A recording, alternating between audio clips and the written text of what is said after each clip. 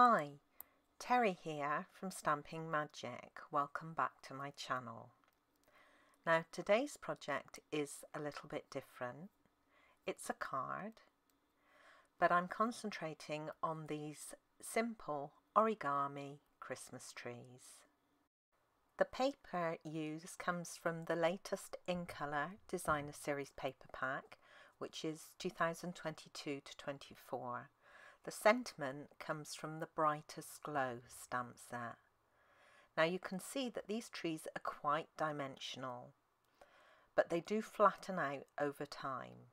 Although the card will fit into a standard size envelope, you may want to make a box for it. I'll leave a link at the top right of the screen to a video that shows you how to make a box for this size card. So let's get started. These are all the measurements you need for all the elements required to create this project. So if you're interested in reproducing it, take a screenshot so you can refer to it later. This is the Brightest Glow stamp set, and today I'm using the Season's Greetings sentiment. But you could just as easily use the Happy Holidays, or there are several others that would suit this card and fit as well. The sentiment will be stamped onto the snow mound, and this is made of basic white card. Now the width of this card is the width of the Designer Series paper panel for the front of the card, but the depth does not need to be this big. You need at least 5 centimeters or 2 inches. Now I'm using my Stamper Artist to stamp the sentiment, and it needs to be placed in the bottom right corner. So I'm positioning my stamp and then I'll pick it up with the plate. I want to do a test run first of all, or a dummy run. So I'm placing a sheet of acetate on top of my basic white mat. I can then ink up my stamp and stamp it down. I'm using Memento Tuxedo Black so I can see it clearly. Now when I look at where this has stamped, it's too high and too far to the left, so I need to move my stamp. So I can do it now. Then I'll just check against the grid on the acrylic plate to make sure it's straight. It wasn't quite. Then I can clean off the acetate and try again. You can keep repeating this process until the stamped image is exactly where you want it to be, without messing up your cardstock. Now the second time I stamped this, I was quite happy with the placement. So I can remove the acetate sheet, clean off my stamp, ink it up with this time crumb cake ink and stamp it down. I'm using one of the basic borders dies to create the snow mound, and it's this simple curve. You want to centre the die across the width of the cardstock, and then I'm going to make sure that the ends are approximately a ½ an inch up from the bottom edge when they extend past the card. Once I'm happy with the positioning, I can secure it with washi tape or a low tack tape. And don't worry, if you have found that you've cut the mound too deep, you can cut it again with the same die. Just place it a little bit under the existing curve. For the trees I'm going to create for my card, I need 4 different sized squares of Designer Series paper. I'm using the same paper as on my original card, which is the 2022 to 24 In Colour Designer Series paper, and I'm going to alternate the 2 colours for the levels of the tree. So I'm using Parakeet Party and Sweet Sorbet. The size of the squares can be anything you want really, but the important thing to note is the increment in size between them should be exactly the same. I'm using an increment of 3/8 of an inch between the sizes, which is 1 centimetre. So my smaller square is 1 inch, then I've got 1 3/8, 1 3/4 and 2 1/8, or that's 2.5 centimetres, 3.5 centimetres, 4.5 centimetres and 5.5 centimetres. If you've got that increment equal for your tree, then it will look balanced when it's finished, otherwise it can look a bit wonky. Now, because I'm working with tiny pieces of paper, it's going to be difficult to show you the method you need to create the tree layers.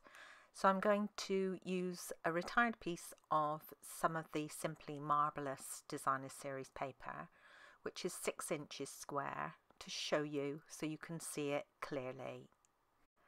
Whichever design you want to show, that's the design you want to keep upwards. Now I'm going to start by folding the paper in half, and each time I fold it, I'm going to burnish it with a bone folder. You want to keep those folds nice and crisp. Then I'm opening it up and I'm going to fold it in the opposite direction, again using my bone folder. So now I've got a cross going through the middle of the paper. Now I'm going to repeat the same thing diagonally. So I fold it once and use my bone folder, then fold it in the opposite direction and use my bone folder again. Now you want to fold it in half again, so you've got a rectangle and you want the open ends towards you. You should be able to clearly see 4 triangles. Now we're going to leave the 2 middle ones, but the 2 at the sides we're going to tuck in. Okay, so just press them in and this will leave you with a triangular shape. Again, use your bone folder. Now I just do that again just to show you. So you've got your rectangle with the open ends towards you. Now if you take the top corner, you just want to press it and tuck it inside on each side. So you're left with a triangle shape. You want to keep the open ends towards you. Now you want to take one of the sides, I'm taking the right hand side, and we're going to bend the outside edge into the middle and then use your bone folder to reinforce the fold. Now I'm going to do the same thing on the other side. So you take that outside or top edge and you align it with the center of your triangle and then burnish with the bone folder. And that's it. That's one layer complete. Now I have to repeat the whole process for each of the squares of Designer Series paper.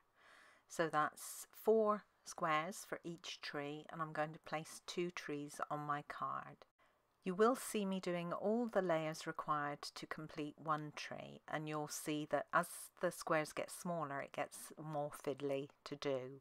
I will speed this up quite a bit so you don't get too bored, but obviously you can skip ahead if you wish to.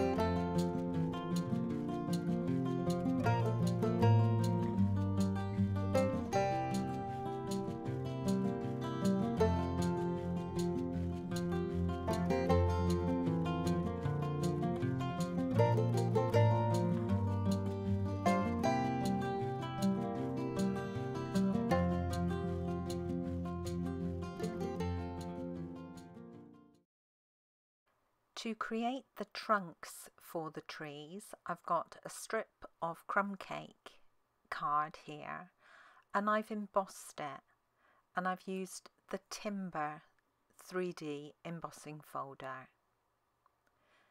Now I'm just going to cut a couple of strips from this, short strips, and these will be for my tree trunks.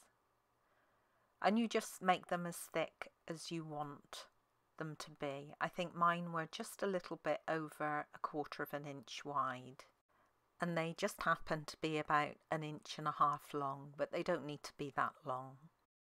I'm going to add a little colour over the raised embossing, and I'm using a sponge dauber together with crumb cake ink to do this. I'm going to add the trunk to the largest layer of the tree first of all. So I've applied glue to half of the length of the trunk, and then I'm just going to place the largest layer straight on top of it, making sure the point is about halfway, comes about halfway across the width of the trunk. Now you just want to be able to see a little bit of it peeking out from the bottom of that point. Then I can add a dot of glue to the apex of the tree layer, and then slot that inside the next layer, and you can go as deep as you want. Okay, again you want to line up those points so you know your layers are going to look straight. I can then add another dot of glue to the top of that sweet sorbet layer, and then slot that into the parakeet party one. Now you want to try and keep the spacing between these the same throughout, so the tree looks balanced. Okay, once you're happy, again another dot of glue, and then I can insert the tree into the last layer.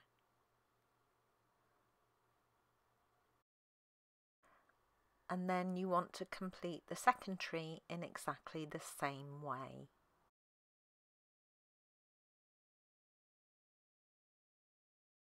I have die cut some silver foil stars to go on the top of my trees, and I used the retired tree trimmings die set for that. Now this set was only available for 1 month, I think back in September, but they are currently on the clearance rack for less than half price. My card base is in crumb cake, and this is half a standard sheet of card, scored in the middle and folded to create a landscape card. For inside the card I have a basic white mat, and I'm going to decorate the bottom of it with a strip of Starry Sky card, onto which I'll add some of the Starry Sky Designer Series paper. And this is from that same paper pack. Then for the front of the card I have a Starry Sky mat and another large mat of the Designer Series paper. And then I have my small snow mound that will be added to the bottom of the paper.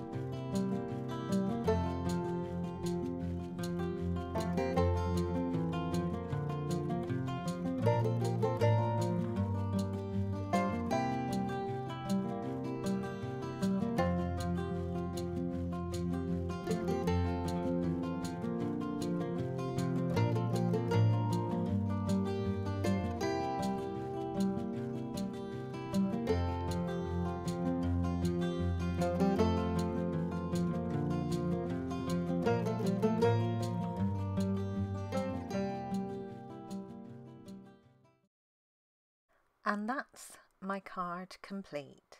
It's very simple. Now here's another look at my original card.